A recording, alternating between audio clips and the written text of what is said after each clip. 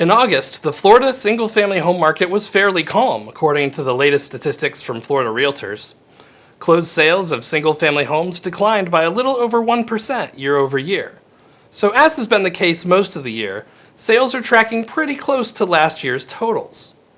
Year to date, through the end of August, closed sales of single-family homes are down 1.7%.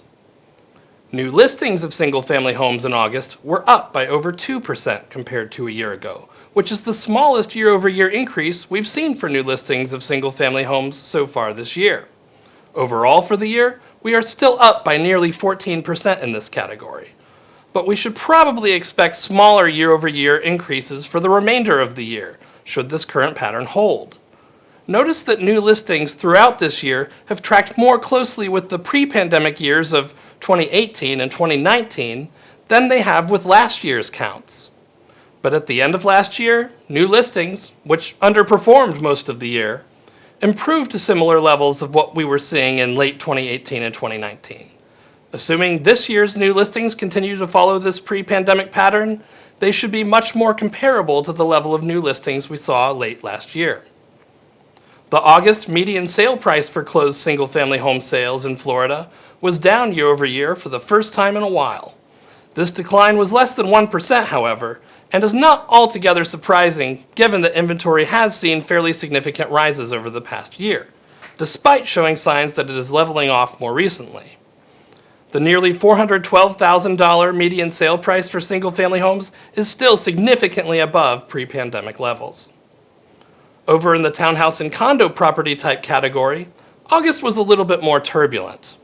Closed sales in this category were down by nearly 15% year over year, which is the third year-over-year decline we've seen this year for townhouses and condos, trailing only the nearly 17% decline in March and the more than 20% decline in June.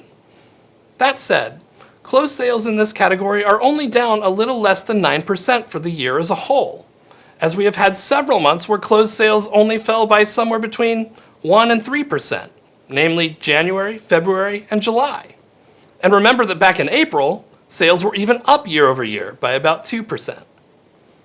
Growth in new listings in the townhouse and condo category was more similar to what we saw on the single-family home side. New listings of townhouses and condos in August were up a little under 2% compared to a year ago. That makes August only the second month this year where we've seen a single-digit percentage increase in new listings for this category.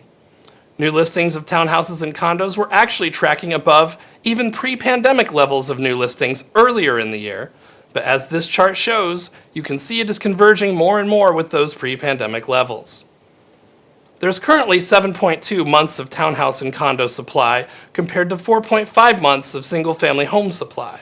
So it's not surprising that in August, townhouse and condo sale prices weakened a little more than single-family sale prices. The median sale price for townhouses and condos was down a little over 4% year over year, settling in at $310,000. Anyway, we've covered the statewide numbers here, but what about your local market? Is it seeing the same trends? It's easy to find out if you're a member of Florida Realtors. Just go to sunstats.floridarealtors.org and log in to view the latest market data for your area. We have the whole state covered down to the city and zip code level. Thanks for watching. I'll see you next month.